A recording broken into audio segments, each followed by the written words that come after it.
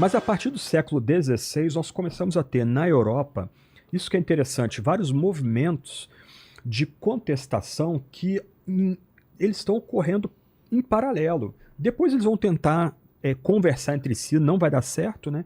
Mas você tem na França movimentos de biblicistas tratando do texto original e traduzindo para o francês, com Olivetan, entre outros ali, paralelos ao que Lutero está fazendo. Isso que é interessante. Ainda que depois eles vão tentar dialogar, esses movimentos estão correndo paralelamente. Então nós temos aí Lutero, Melanchthon, lá em Wittenberg, né? Lutero até tinha um jeito jocoso e bocudo de falar de Wittenberg, né? Ele dizia que Wittenberg era o traseiro da Europa, né? Porque não tinha importância nenhuma. A Universidade de Wittenberg tinha sido recém-fundada, obviamente que ele fala o palavrão, né? Então eu vou poupar os nossos telespectadores que Lutero gostava de... O Vilela vai se escandalizar com o Lutero. Rapaz, ele tinha uma boca grande. Tinha uns palavrões, as bobagens, principalmente quando ele estava na mesa dele lá tomando cerveja, comendo... E fazendo outras coisas. Exatamente, comendo lá as linguiças, chucrute, né? Dava uns problemas intestinais violentos ali. E ele falava, né? Ele ainda pertence a essa cultura medieval muito pouco polida. E os alunos registram dele, né?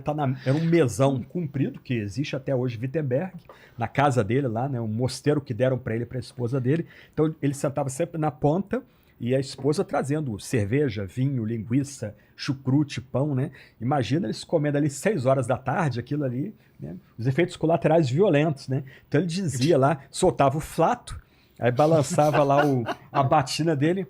Quando eu solto aqui em Wittenberg, o Papa cheira em Roma. Né? Isso registrado nas conversas de mesa, lá nos table talks dele lá. Eles né? não estudaram no Educandário de Paris. De jeito nenhum. Mas o que se tem são movimentos de reformas. Então, Lutero e Melanchthon e seus amigos ali, em Wittenberg. Você tem movimento em Zurich, com Ulrich Zwinglio, que são movimentos paralelos e independentes nos seus inícios. Você tem franceses em Paris relendo a Sagrada Escritura, principalmente o Novo Testamento, e traduzindo o Novo Testamento para o francês. Então, assim, um ponto que o Sayão destaca, que é importante frisar, é que nós temos movimentos de reformas.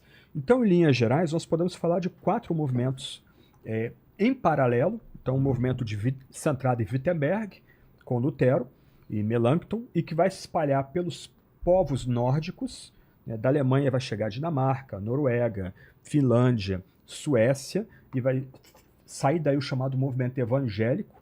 Né? São os católicos que vão começar a chamar esse movimento de luteranos. Então, quem visita a Alemanha, se você perguntar para o alemão na rua onde tem igreja luterana, ele nem sabe. Você tem que perguntar assim, igreja evangélica. Não, aí tem evangélica aqui, a igreja que começa na reforma de Lutero, lá 31 de outubro de 1517, quando ele fixa na porta da igreja do castelo as chamadas 95 teses, né, que era coisa comum naquela época. Você tem a igreja do Henrique VIII... O que era comum? Colocar as teses para debate. Mas era em latim. Em latim. Para o pessoal. Então, o Lutero escreveu lá para causar com o pessoal. Não.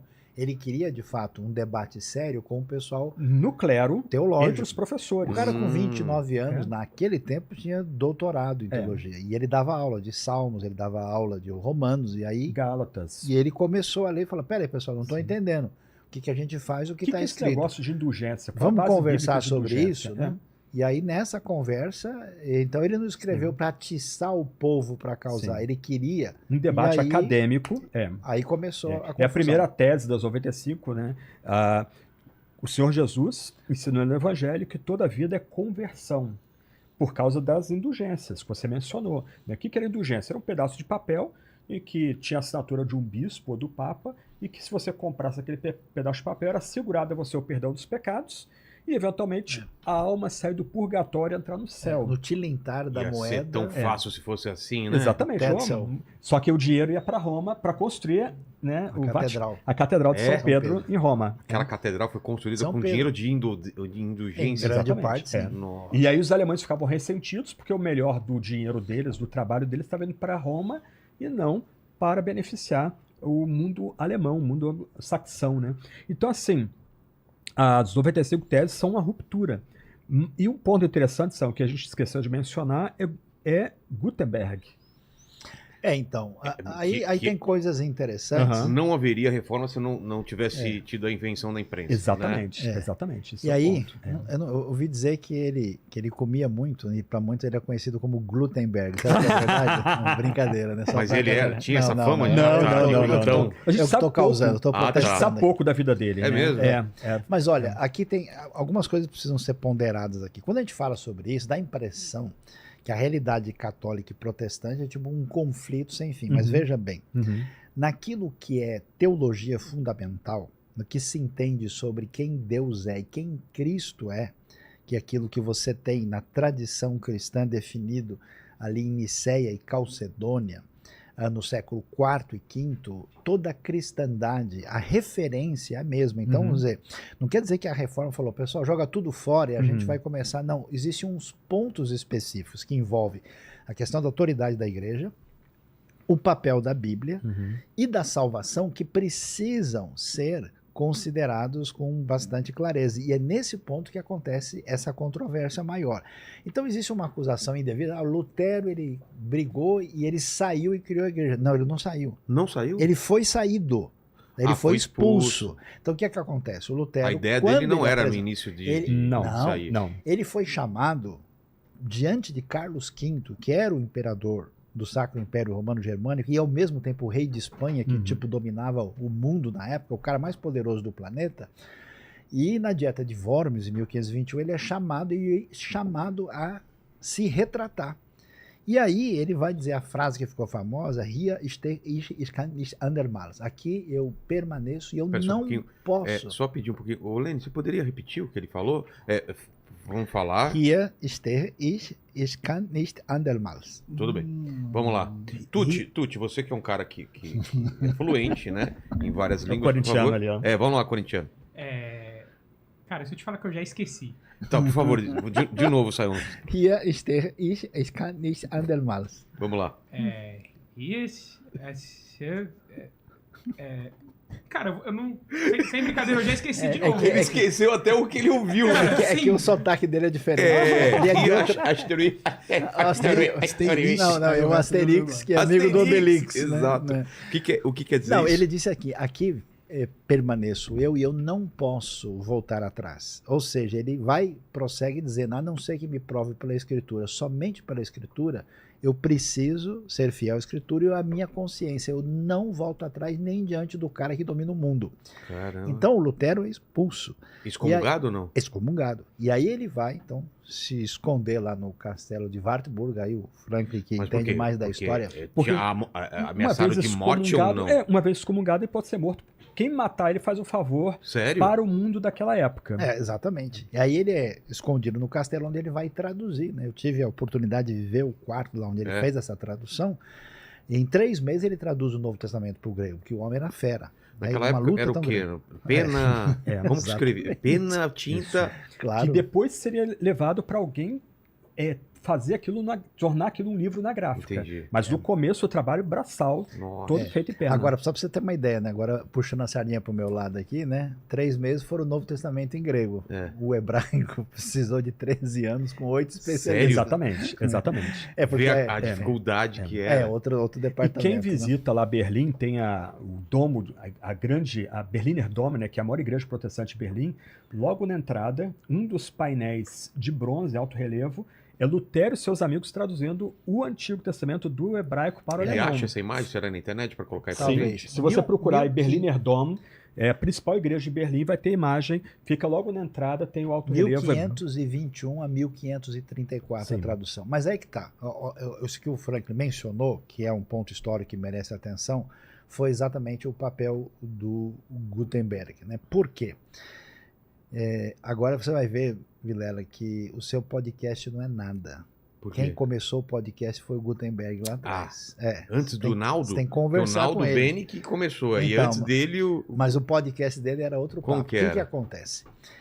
O mundo medieval é um mundo onde pouquíssimas pessoas têm acesso à educação. É realmente a nobreza, é o clero. A maior parte da população não tem educação e formação nenhuma. Até porque essa educação ela é em latim. E as pessoas falam outras línguas, então o mundo é diferente. E o acesso a alguma coisa, a um pergaminho, de um livro, ele é muito limitado. E era caro. E caro pra caramba. Sim, porque é tudo manuscrito. Quando Gutenberg, né, vai publicar lá em 1454, que aliás é o primeiro livro, aliás, é uma emoção muito grande entrar lá em Mainz, no museu, e ver uma réplica do que foi a prensa do Gutenberg, e você pode inclusive fazer uma impressão na hora ao vivo. Por favor, acha a imagem dessa como de Gutenberg. E aí você tem numa sala especial toda fechada a primeira Bíblia. A Bíblia impressa, ainda é a edição latina do Só Gutenberg. tem 10 exemplares dela no mundo. E é uma raridade muito grande. E aí o que acontece? Você tem a mudança do esquema de ter a coisa em pergaminho para os primeiros livros, agora tipograficamente impressos. Isso fez com que os livros baixassem de preço em 70% a 80%. O que acontece? Esse é o... Eles colocaram a imagem aqui? Esse é Berlin Dom. Então aqui embaixo, ó, da entrada, vai ter um dos painéis em bronze que a Lutero e seus amigos traduzindo. Vê se acha esse painel também e o Gutenberg, o que seria a prensa de Gutenberg. E aí o que acontece? Agora as ideias que vão, né, serem vai circular muito mais facilmente. Por isso que a reforma se espalha, porque era o podcast da época. Era uma forma de... Era o Vilela Gutenberg que estava em ação, né? E aí a coisa entrou lá de tal maneira que essas coisas começaram a ser lidas em toda parte. E qual é a diferença? Agora você pode ler na sua língua. Em vez de, em princípio, creavit Deus terram et caelum em latim, né? An Anfang schuf Gott die Erde und der Himmel. Só que o negócio é tão doido, voltando àquela ideia do universo cheio da presença divina. Quando o Gutenberg cria a prensa, né? E daí começa a fazer livros, né, de roldão, isso foi um choque para os medievais. Eles não conseguiam entender como uma página pode ser copiada igual várias vezes. Então, por exemplo, o fato de uma página ter um errinho, uma mancha, e aquela mancha ser reproduzida várias vezes, aquilo era coisa do demônio. Então tinham muitos bispos e clérigos que viam com muita desconfiança. Não entenderam direito. Exatamente. Mas isso é fascinante, por exemplo, essa questão do texto agora se tornar popular, porque do outro lado começa a obrigar os reformados a ter que criar escolas entre os luteranos, entre os calvinistas em Genebra, ou Edimburgo, que seja Amsterdã, porque agora o fiel precisa aprender a ler. Porque já que se tem a ideia do livre exame, então agora a educação precisa ser popularizada, as pessoas precisam ser educadas para aprender a ler o texto no seu próprio idioma, para ele poder ter acesso ao texto do seu idioma. Isso até tem impacto sobre a mudança da própria arquitetura da igreja. A igreja agora não deve ser mais escurecida. Ali é ao fundo, né? A prensa, e aqui uma cópia de um manuscrito. O manuscrito, então, fica com esse papel mais fininho, assim, e encadernado. Ele é costurado na forma de um livro. Mas essa foto ainda não é da Bíblia mesmo, que ela está numa sala fechada. Só tem 10 exemplares dessa Bíblia. A Biblioteca do Congresso dos Estados Unidos valeu uma fortuna. Muito caro, muito caro. Isso é uma réplica.